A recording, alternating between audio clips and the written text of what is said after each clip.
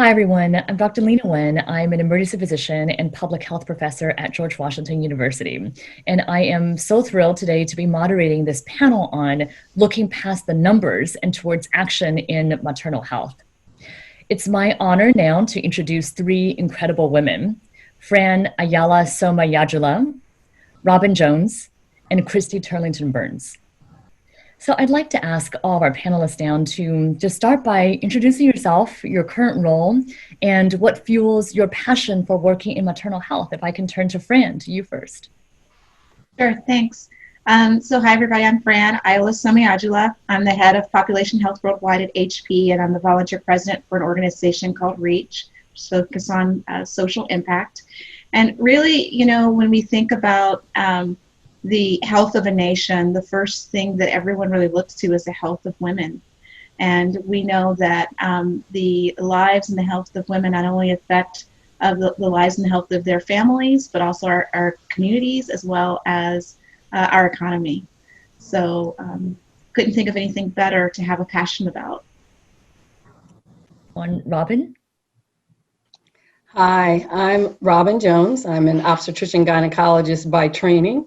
But I'm a physician and researcher at Johnson & Johnson, working on the Health of Women team, which is out of the Office of the Chief Medical Officer. Our commitment is to better the health of women for now and future generations. And my passion is the health of women, and more specifically, maternal mortality, maternal morbidity, and the impact it has on Black women who are at the highest risk of maternal mortality. And I know we'll hear much more about your work. And I first wanted to, though, turn to Christy to introduce yourself, too. Hi, everyone. I'm Christy Turlington Burns, and I'm the founder of Every Mother Counts. I came into this work as a maternal health advocate after experiencing a postpartum complication with the birth of my daughter, who's now almost 17 years old. That experience not only showed me how important it was to have the right people by my side at the right time, but it also sort of illuminated that we were having a real global tragedy that I had no idea the scope of until after I became a mother. So I started a journey which led me to work on an MPH at Columbia. It led me to make a documentary film called No Woman, No Cry, looking at barriers and challenges, but also the solutions around proven models of care that are actually improving outcomes for moms and babies around the world. And then that led me to start this organization. And our mission is to make pregnancy and childbirth safe for every mother everywhere. Wow, there's so much that we can talk about. I'd like to ask Robyn, if you can, to first give us a lay of the land. Specifically, where are we with maternal health, and in particular, the disparities around maternal mortality, which you had mentioned is your passion. And also, if you could just talk about, too, what would it mean to focus on equity? Great question, and happy to talk about this. So, probably most of us on this panel are aware that the United States is the only developed country where the maternal mortality rate has been rising. And we have the highest maternal mortality rate of anywhere in the developed world, which means as a pregnant woman, you're more likely to die in the United States than any of the other developed countries. Those most impacted are Black and brown women, with Black women having almost 3 times the rate of death of non-Hispanic white women, and Native Americans, Alaskan Natives, having approximately 2 times the rate of death of non-Hispanic white women. The US, we think of it as one of the wealthiest countries, and supposedly having one of the best healthcare systems. I say supposedly because why are women dying at a rate higher than anywhere else in the developed world? And why is this the case? So what are health disparities? Health disparities are connected to the social determinants of health. So it's where we live, it's where we work, it's where we learn, it's where we play. All of those things are your social determinants of health. And the things specifically in that grouping are healthcare access, whether we live in an inner city in congested areas, whether we have transportation readily available, whether we are in a food desert. Are we in an obstetrical desert, with which 50% of the counties of the United States are obstetrical deserts, which means no midwifery care, no obstetrician care, no hospital with the labor and delivery. Are we literate in health? So in other words, what is our health literacy level? Tends to be lower in Black and brown peoples. And what is our relationship with our healthcare professionals? You know, oftentimes because of what I will call cultural incompetence, we may not have the same access to care as someone who does not look like us. And it's important that with these qualities, with these social determinants of health, the questions are always being raised. The other thing you mentioned was equity. I think we hear both equality and equity, so let's talk a minute about the differences. Equality is giving everyone the same thing equally across the board. Equity is giving everyone what they actually need. And the issues here in the United States are one of inequity. Everyone does not have what they need in order to be successful and have healthy outcomes. And that's across the board, not just in our medical care, but in everything, as most of us are aware. I'm reminded as you speak about equity versus equality, the photo or the picture of the kids that are reaching, as in if it's about equality, then you give everybody the same step stool, regardless of their height. But if we're talking about equity, then you give people, as you said, what they need in order for all children and all of us to achieve our dreams. So I appreciate that. Fran, I know you've worked a lot and talked also about how it's not just the prenatal or labor and delivery period that's so crucial, but also the postpartum period that's really important for maternal health as well.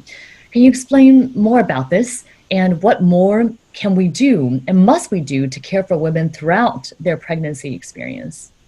Yes, absolutely. I mean, sometimes what we see is that the signs and symptoms that we're looking for actually don't present themselves until postpartum. And that's really a sort of a dangerous period, if you will, because our attention has shifted as a mom, right? It's shifted from ourselves to the child. And even prior to that, the nesting phenomena is something that happens in relation to preparing for the child. And everyone is really centered around in anticipation for the delivery of the baby. And so that attention gets drawn further and further away from attention to the mother. And that really leads to a lot of signs and symptoms that begin to get overlooked.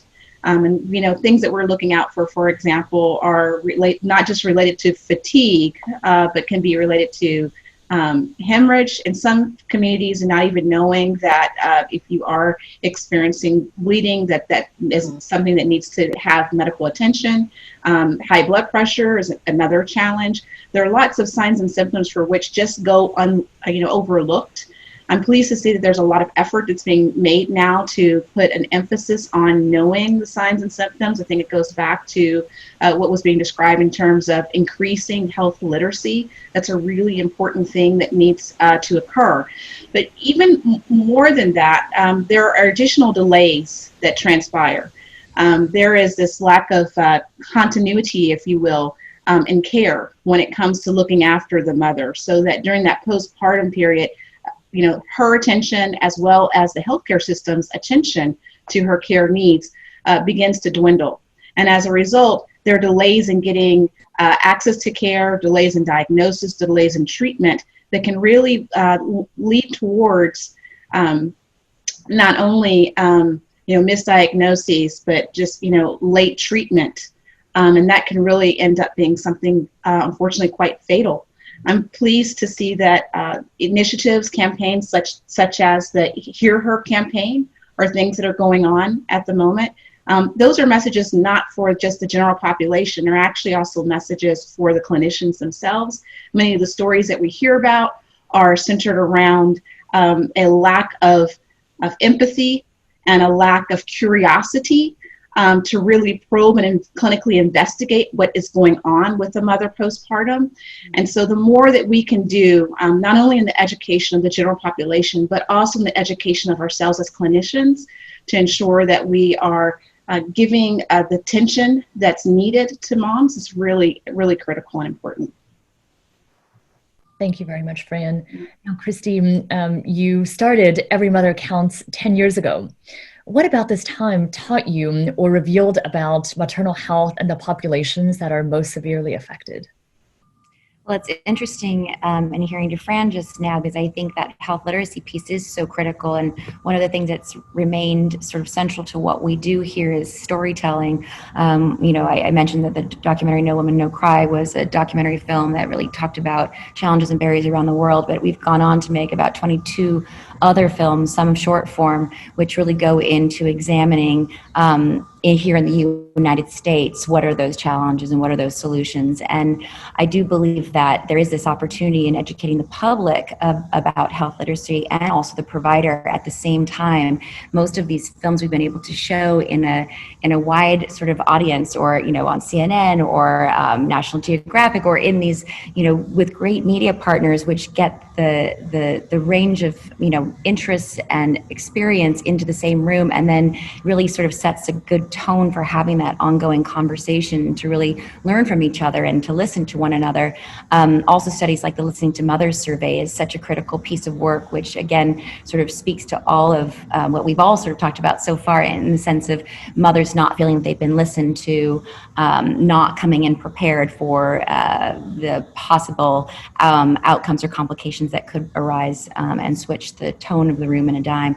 I would say the biggest things I've noticed in the last 10 years have really been that this was an issue that nobody talked about 10 years ago, not even at the global level. It was just starting to percolate. And then I would say really 2 to 3 years ago, really an increase happened in awareness from a number of reasons. The Publica series that I think really focused on a number of stories that really, case studies, in fact, of what goes wrong and who's most impacted. And then I would also say, organizations, advocacy organizations coming together, policymakers introducing legislation that has spoken about it, the extension of Medicaid in the postpartum period, the omnibus bills that are introduced now and in a place where I think a lot of people are really behind them and supporting them. I think before you can really make a huge change, you really need people to be aware and to admit that there's a problem. And certainly that is happening, I think, in every aspect of this issue right now. And so it's the beginning, in a sense, but we have a great opportunity here, I think, with the place that we're in with COVID and the way that health disparities have been highlighted, and public health has been highlighted to an extent that I think, again, a few years ago or before COVID, the average American would not have been able to talk about what public health was, or what it meant, or how it impacted the health of society. Yeah, you bring up a very good point, Christy. I say this all the time, that for public health, there is no face of public health. And by definition, if we act when we're normally invisible, then people don't think about it. People don't fund it. And maybe it's a similar issue for maternal health as well, that now that there is attention to this issue, now there are things that we must do. But I wanted to go back to something you mentioned also about COVID. And I don't think we can be having a conference or having a conversation about healthcare without discussing how COVID intersects or amplifies existing disparities. And I just wonder if perhaps starting with Robyn, if you could just talk to us about how COVID has changed your work and how it's changed how you think about maternal health and what needs to be done too. So as you alluded to, Leana, COVID has basically taken the covers off, or spotlighted all these health disparities and social determinants of health, and largely, again, in the Black and Brown community. And so how COVID has impacted my work is we have several ongoing studies where we're collaborating, some with where we've initiated with pregnant women in COVID, with women over 65 in COVID, with women just in the general age range of 20 to 60 and COVID, looking at pre-COVID and now, what's been changed in their quality of life, their behavior, their mood, their frustration, and how it differs between them, and particularly in that non-pregnant population, between women and men, and their reaction and handling and frustration they may feel with COVID-19. And how about you, Fran? Anything about this particular time that has particularly that's particularly stood out to you? And I know you also have done a lot of work too around tools to empower women as well. Yeah, absolutely. I think, first and foremost, a lot of the work that we tend to like to do, it involves focus groups, right? And bringing groups together. And obviously, we're not doing that today. But that enables us to really extend the reach and the application of digital technology. And so we've done a lot of work that's focused on social listening and getting and being able to analyze the sentiments that women are feeling right now, some of their frustrations, some of their desires, some of the results of our behaviors that are the results of what they're experiencing and with their encounters with the clinical system. What becomes concerning is that we're discovering that women are not seeking prenatal care. I mean, on average, we know that there are approximately 2% of the population, which would be, nearly 100,000 women who don't seek prenatal care to begin with. And there are about another 5% who wait until about third trimester. And that's just in general.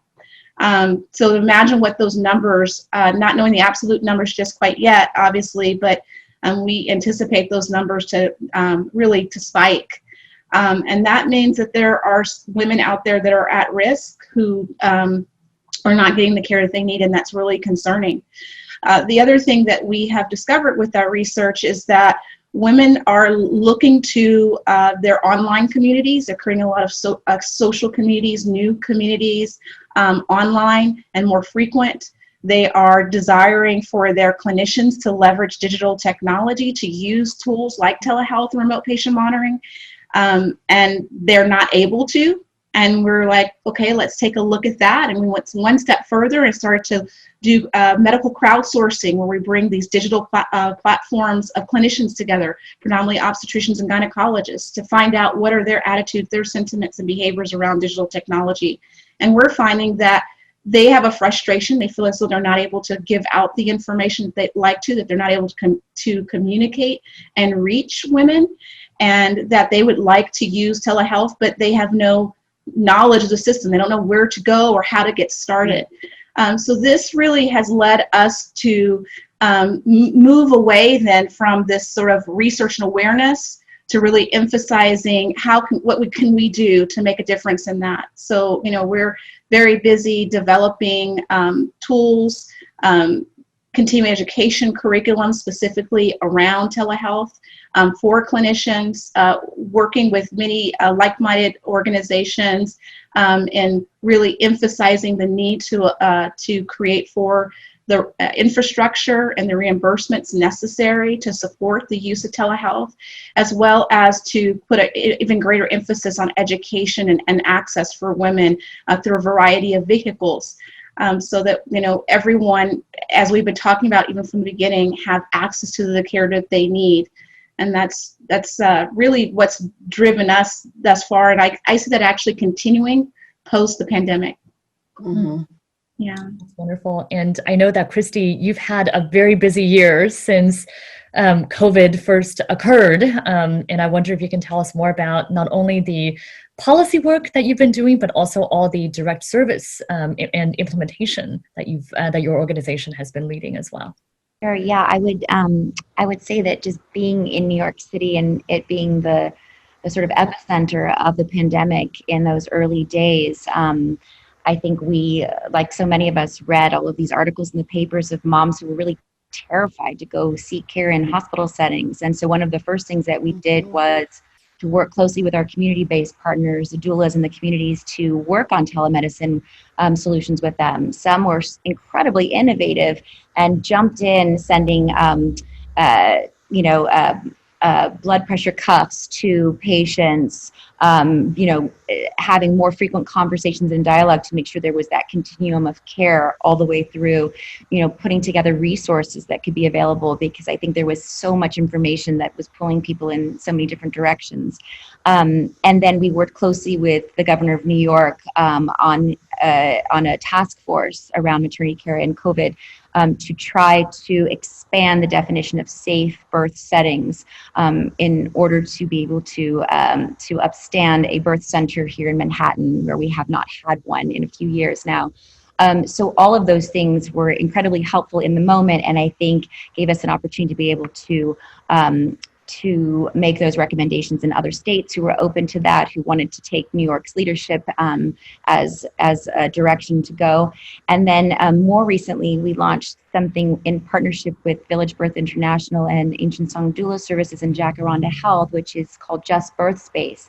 And it is a platform whereby low-income women can access information, critical COVID-related information in the New York and New Jersey areas, as well as North Carolina. This is something that we found a huge demand for. We've trained we've continued education for a number of doulas to be able to be on call. We're calling it a more of a warm line than a hotline, but those providers are available to women who are asking all kinds of questions beyond COVID, even around their healthcare, and helping them to navigate where they can get care and what is available, what the policies are in those particular settings and hospitals in their areas. So that's also proven to be tremendously helpful at this time. And I know, Fran, you've also have focused a lot of your work too on providing tools to better empower women. If you can talk a bit more about that as well. Yeah, absolutely. I think the thing that we're finding is that a lot of the signs and symptoms that we talk about sort of lead to one common denominator, which unfortunately is one that's a known denominator for so many chronic disease conditions, and that's high blood pressure, right? The silent killer. And so when we look at conditions such as preeclampsia or even hemorrhaging, the high blood pressure is a real indicator. It's something that we can look to. And the thing that is missing for many women is that they just, most of us don't have blood pressure monitors under our bathroom sinks, right, in the cabinets or in our medicine cabinets. It's just something that we don't have. So the key is, how do we let women know and get onto that campaign, expanding the campaign of knowing your numbers, and really make sure that women, particularly those in third trimester, because this is traditionally where we see it, third trimester and postpartum, going back to the postpartum bit, is where we see this rise in blood pressure. So if we could really get women to start monitoring their blood pressure in third trimester and continuing for a minimum of 180 days, there's an opportunity that we could significantly reduce the number of cardiac associated events. And we know that constitutes about 65% of the deaths that we see in terms of maternal mortality. And but I would say along with that, there's a really important component. It's not just about having access to a device. Part of it is device, the other is technique. But the other thing is not only knowing, taking it and knowing how to take it, but also being able to understand what the numbers mean and what to do with those numbers. And I just, really just quickly want to go back to the point about the role of individuals like doulas. I think that they are an incredibly underutilized resource and is often misunderstood. Just as recent as earlier this week, I had a conversation with an obstetrician who expressed, and I was actually very privileged that she was willing to share that she was feeling uncomfortable about the role of the doula, and really having to explain how important doulas are. They're essentially community health workers and health educators, and they play a significant role for many women. I know for myself personally, in the absence of my mom, who wasn't able to be there during my pregnancies, to have someone there to give me that confidence and reassurance, and to also be those extra set of eyes looking out for me. They too are, again, an underutilized resource. And I think that when we think about the support system for women, that there are many roles that so many can play. And I just wanted to kind of call that one out in particular. And certainly the example was given about their use and providing education in New York, New Jersey, and North Carolina is just, something to applaud, because I think it's tremendous work you guys are doing. So I also appreciate very much the examples that have been given so far by everyone about the tangible solutions that can be done, because sometimes it feels like the problem is so big, but where do we begin? And so the examples of enlisting doulas, or also even something as basic as monitoring blood pressure and educating about that, can make such a big difference. And I know, Robyn, you have also thought a lot about and worked on technology as a way to better equip women and assist them throughout their pregnancy journey. If you can talk a bit more about that as well. Yes, I'll answer that, but I do have to piggyback on what Fran was saying about women not coming in from for care. What we're also finding is that more women are interested in home births, attended or not attended, which is important to be aware of, to make sure that there are resources that they have connected at least with midwifery care that can assist them in that. And this is just such large numbers that never happened before COVID in terms of women wanting to have a home birth. Speaking of technology, innovation in maternal health it's inspired and it's driven, and it has to be accessible to all. And that's probably the biggest hindrance, that maybe it's not accessible to all. The easiest way for it to be accessible to all would be to make sure every woman has a smartphone. With a smartphone, you would have access to many of the apps that are on their way and those that already exist. When I say on their way, I know there are researchers and inventors, entrepreneurs who are looking towards apps that will do the telehealth, that will screen patients before they go to the hospital, that will give them access to mental health care resources and providers. Also helping remove that stigma. Apps that will give them more ready access to their appointments and testing at specific institution. And all of that has to happen, especially in this age of COVID.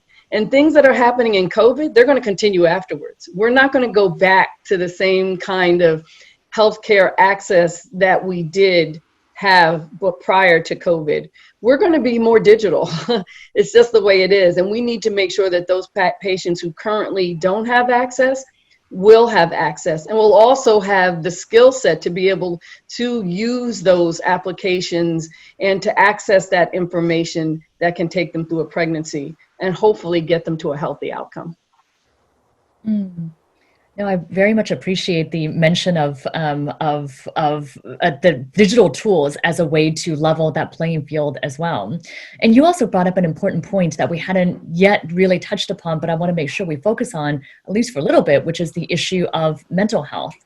And I wonder if either Fran or Christy, if you also want to add to what Robyn had said about the importance of mental health during the pregnancy period and what needs to be done as well. I mean, I'm sure we could both say something about it. I'll just only add that in some of the legislation that I mentioned before, certainly postpartum depression is a piece of that extended Medicaid coverage plan.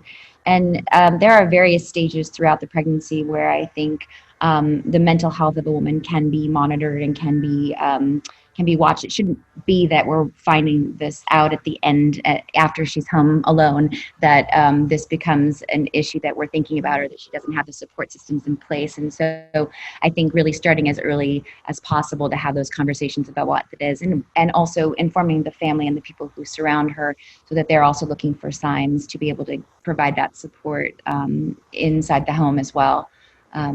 Fran? Absolutely. And when I think about where we are now, right, in the midst of the pandemic, can't overemphasize it, right? The feelings of isolation and loneliness. We did see that in our social listening. We did a study that was broader, that looked at clinical empathy and was looking at, again, sentiments and attitudes across a variety of disease states. Of the about 40,000 points of listening that we had collected, over 10,000 of those were related to expectant moms.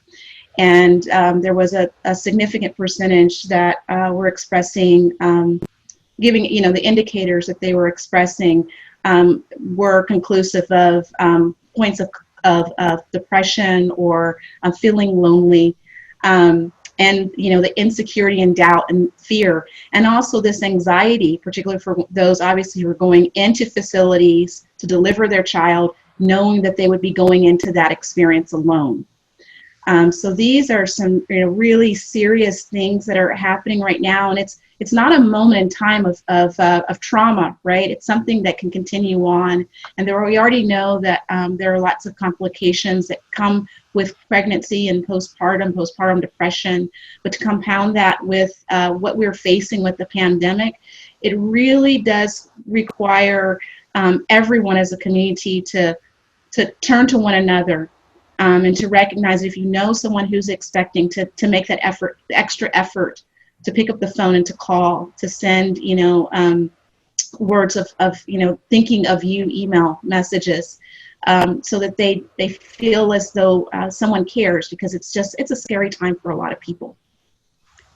Leana, if I can comment as well. Yes, absolutely. And if I can ask, I'm going to ask everyone a final question, and perhaps, if I may, Robyn, to ask you to also add this to your comment. And the final question that I was going to ask for everyone, starting with Robyn to you, is what's on your policy bucket list? If you had a wish list for any policies that we could implement in the U.S. around maternal health, what might that be? Number one, I'd like to see Medicaid expanded to 12 months postpartum in every state. Currently, every state gets probably at least 60 days. But as you already heard mentioned earlier, most postpartum complications occur in the postpartum period, and a number of them, such as cardiac disease, which is the #1 cause of mortality here in the US, occurs within that full 12 months, not just 6 to 8 weeks afterwards. So that would be number one, to really, and to make sure that caregivers, in other words, healthcare professionals, are trained in implicit bias and in cultural competency. Those are some of the things that are going to be very important for policy changes, and making sure that every woman has coverage, has health insurance, and that there is some ability to have pre-planning for pregnancy as part of that coverage, as well as, of course, throughout the pregnancy, and then for the full 12 months afterwards. That's all going to be so very, very important. And just my comment about the mental health, it's also incumbent upon the healthcare professionals to be asking women. That oftentimes does not happen. And so, yes, her support network should be helping. But when she goes for that appointment, we should not be shy about asking her the specific questions that are available to determine if someone is having a mood disorder. And we think of depression, but anxiety is also now risen on that scale. Thank you, Robyn. And Fran, what's on your policy wish list? Well, I first have to say ditto. And of course, and then I would add to that, women want to use telehealth, obstetricians and other, maternal health care providers want to use telehealth. But what are the things that's holding them back is the reimbursement. So having coverage for telehealth would be a really big one. And if we know what we know, which is nearly 10% of all pregnant women have hypertension, it seems it would behoove us to ensure that there's coverage for blood pressure monitors. So that I put add those two to the wish list. I love it. And I'm going to give the last word to Christy for our wish list, as well as any other concluding words that you may have. Triple ditto, I will say. It was perfectly said, Robyn, and beautifully added to Fran. My only thing to add to that is with regard to reimbursement, if our doulas and midwives could be reimbursed as well. There's only 2 states in the United States reimburse doula care, and so we have a long way to go there. So that's the thing I would add to this list that would be very comprehensive if we could get our wishes to come true. Wonderful. And I think Robyn has one final thing that she may want to add to this as well. Thank you. I'm not always so talkative, I promise, but this has just really energized me. I did want to share that Johnson & Johnson has a maternal health quickfire challenge. And this year we have 4 winners that have been announced here at the health conference. And what the innovation with technology and approach to maternal health care that really will impact making birth safer, giving women access, and also just allowing them to have additional incremental growth in their health literacy is so important and exemplified by these awardees. I love it. Well, I think that's a perfect note for us to end on. I hope that all of you are just as inspired as I have been in this conversation with these incredible women leaders who are aiming towards equity, and action is what imbues all of their work. And so I think there is a lot that needs to be done, but I hope that you will all join us as we look past the numbers and towards urgent action that's needed in maternal health. So please join me in thanking our panelists today, Robyn, Fran, and Christy. Thank you. Thank you.